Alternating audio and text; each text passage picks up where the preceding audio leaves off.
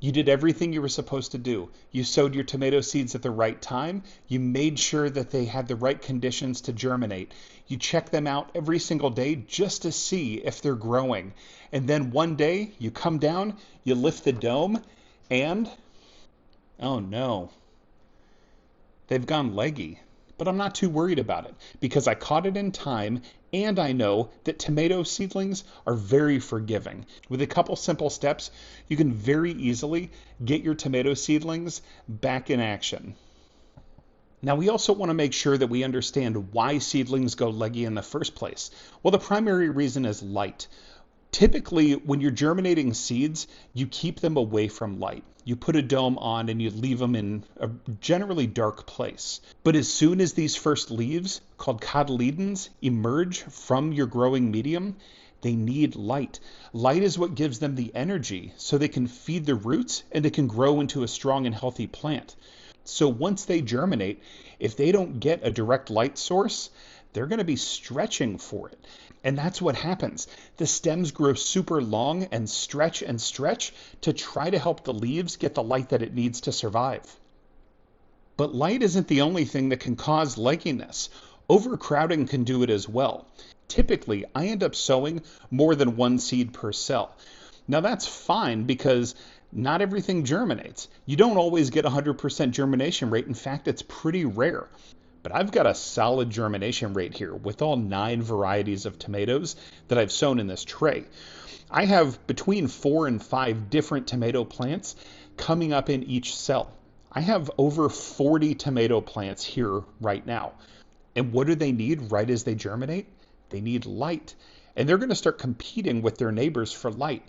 So they're going to grow taller. They're going to stretch. They're going to try to be the tallest seedling in the tray so they can get the most light. But what that's going to do is it's going to stretch out the stem and you're going to have leggy tomato seedlings. Another common reason that your seedlings could go leggy is overwatering. You're actually drowning them out. They're trying to get away from too much water. So be careful as you're watering your seedlings that you're not just doing it on some arbitrary timeline. Water your seedlings when it seems like they need water. There's no reason for you to follow some strict watering schedule if your seedlings don't need the water.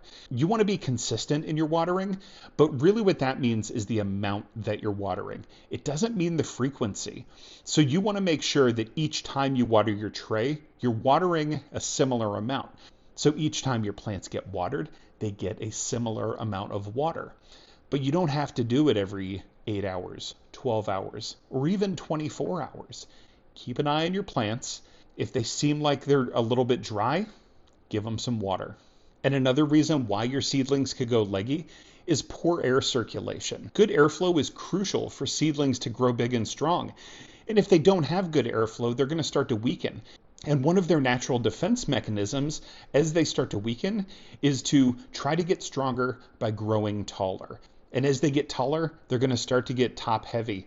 And if they get too top heavy, they risk falling over or even breaking. Extreme temperatures can also have an impact on your seedlings. So you want to make sure that you're keeping a nice, consistent room temperature. You're not moving them around to different areas that are a little bit hotter or a little bit cooler, because what's going to happen is it's going to disrupt the growth cycle of these plants, and that could contribute to them getting leggy as well.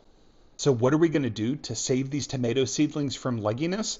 Well, we're going to have to remove them from these cells. And after we remove them from the cells, we're either going to put them back into the cells but bury them more deeply, or we're going to put them into new cells, or we're going to pot them up into individual pots. It's probably a little bit early for us to start potting these up.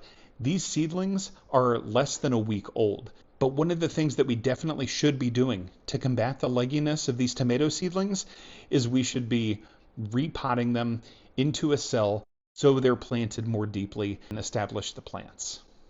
Remember when I said that tomatoes are super forgiving? As deeply as you plant a tomato stem, roots will emerge. So if you wanted to, you could prick out all of these leggy seedlings and transplant them into a new tray. Put them into new cells and make sure that you're just burying them deeply enough so they're covered almost all the way to the leaves. Then they will take root, they'll continue to establish in those cells, and then when they're ready to be potted up, you can transplant them into a larger pot. Now, some of these seedlings are doing fine. They're not leggy at all. I'm going to leave these in the cells as they are, and then I'll pot them up when it's appropriate.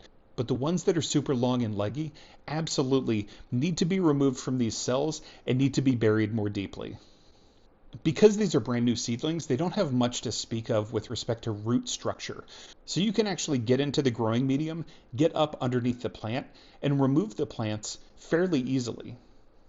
One of the keys when dealing with seedlings is to not touch the stem. Use the leaves for leverage. So as you're removing these seedlings from the cells, make sure you're not grabbing them by the stem. That's going to be a problem.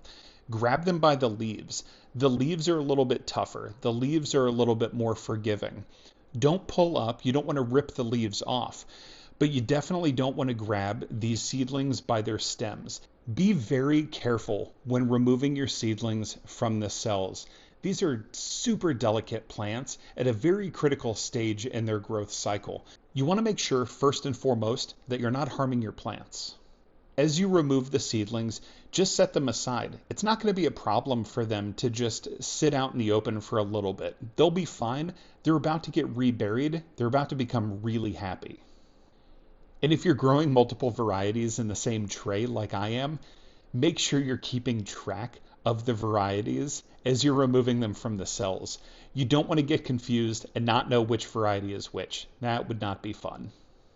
And once you have all your leggy seedlings removed from the cells, you can either use the same cells that you just removed them from, just pull some of the growing medium out before you put the seedlings back in. Or you can start fresh with new cells. Just make sure that you're not overfilling the container and test it out. Put some of the seedlings into the cells so you know how much soil needs to go in.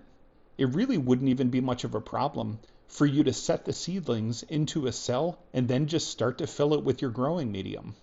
A good method that I've found for transplanting seedlings that I've pricked out is to use the tool that I use to prick them out. In this case, it's just a bamboo chopstick, and take this tool and make a hole in the growing medium in the pot that I intend to transplant my seedlings.